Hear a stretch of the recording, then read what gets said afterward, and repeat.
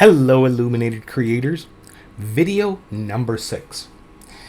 And remember that I mentioned that I wanted to make that triangle a little bit more, to stand out more. Well, here we are. And this is the video where I essentially make that triangle the centerpiece of the painting.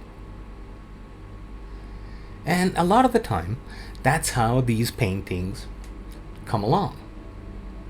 I'm going to sign it, or at least do the outline of the signature.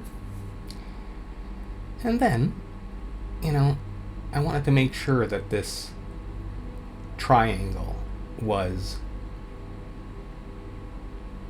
really precise. So that's what I really focused on in this painting session. And again, you want to make it fuzzy? You can do that because it's your painting. I like making mine really crisp, but it's however you like to do it.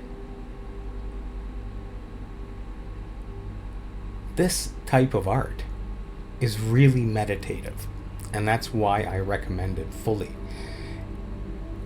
And even when I make something really simple like this was very simple and easy to make, and I wanted to keep it simple in this video. It has a very neat look to it because of the mathematics that are embedded in the painting. So, probably one more video after this, and we're at the end of this video, so thank you for watching. I'll see you in the next one.